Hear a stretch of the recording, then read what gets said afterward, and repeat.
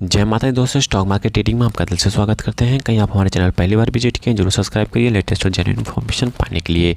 Subscribe नहीं करेंगे तो घाटा आपका है। घाटा आपका कैसे? क्योंकि आपके पास नोटिफिकेशन नहीं आएगा। नोटिफिकेशन नहीं आएगा, कहीं ना कहीं किसी अपॉर्चुनिटी को मिस करते हुए दिखाई दे सकते हैं। क्योंकि यहाँ पे जो भी बात करते हैं लेटेस्ट और जेन्युइन इन्फॉर्मेशन बात करते हैं, जहाँ पे आप पैसा कमा सके, कुछ सीख सके और कुछ पैसा घर ले जा सके। एनपीए का मतलब ये होता है, आज हम बात करने जा रहे हैं एनपीए के बारे में।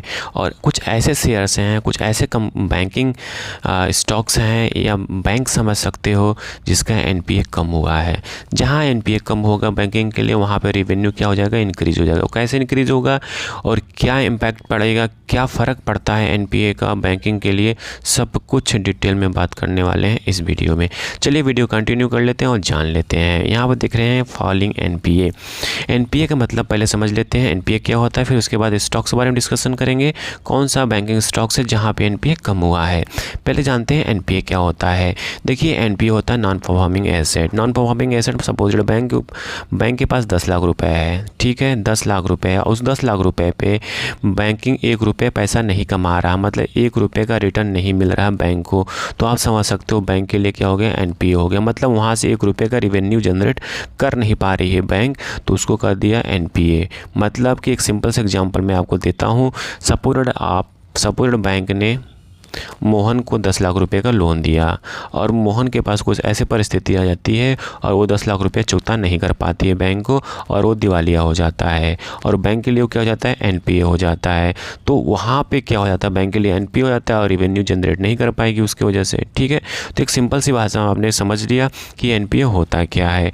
तो अब चलिए बात कर लेते हैं स्टॉक्स के बारे में। देखिए पहला स्टॉक्स है सिटी यूनियन बैंक। जी हाँ, पहला है सिटी यूनियन बैंक। उसका देखेंगे यहाँ पे पहले जो था एनपीए 1.62% था, मतलब 162% पे बैंक 1 रुपये नहीं कमा रहा था। अब उनका एनपीए घट के कितना हो गया? 1.42% हो गया। मतलब यहाँ पे इनका रेवेन्यू अब इंक्रीज करेगा और पैसा बैंक कमाएगी। फिर उसके बाद आता है बंधन बैंक। बंधन बैंक का देखेंगे पहले कितना एनपीए था? 1.29 था, अब घट के कितना हो गया? 1.28 हो गया। तो अब बंधन बैंक में भी देखेंगे नेक्स्ट क्वार्टर से इनका रेवेन्यू ग्रोथ में इजाफा देखने को मिल सकता है।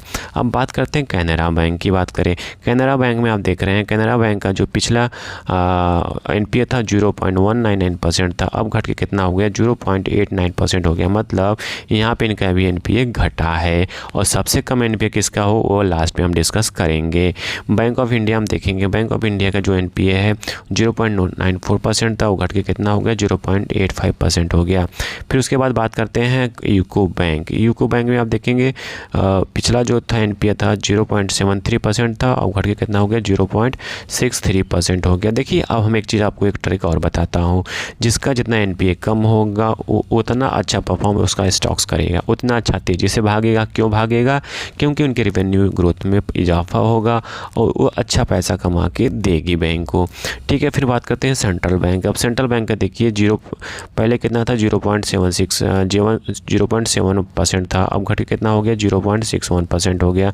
बहुत अच्छा सेंट्रल बैंक। फिर उसके बाद बैंक ऑफ बड़ौदा देखिए, बैंक ऑफ बड़ौदा पहले कितना था? 0.6% था, घट के कितना हो गया? 0.59% हो गया। यहाँ पे बहुत अच्छा इजाफा बैंक ऑफ बड़ौदा को मिलता हुआ दिखाई दे रहा है। फिर वही बात करते हैं आरबीएल बैंक का। आरबीएल बैंक का भी बहुत अच्छा, बहुत ज़बरदस्त 0.79% से घट के कितना हो गया? 0.53% हो गया आरबीएल बैंक का। ये है प्राइवेट बैंक आरबीएल बैंक। फिर उसके बाद बात करते हैं फेडरल बैंक। फेडरल बैंक तो और अच्छा परफॉर्मेंस दिखाई दे रहा है। कितना है? पहले कितना था? 0.57%, घट के कितना हो गया? 0.49%। बहुत अच्छा फेडरल बैंक, इसलिए देखेंगे फेडरल बैंक में कम गिरावट देखने को मिल रहा है। तो बताइए कितना मज़ा आया इस वीडियो में, इतना लर्निंग मिला आपको इस वीडियो में कहने के लिए नहीं। आई थिंक सारी इन्फॉर्मेशन आपको अच्छी लगी होगी। अच्छी लगी प्लीज़ लाइक एंड सब्सक्राइब करिए, दोस्तों के साथ जरूर शेयर करिए। Thank you for watching this video.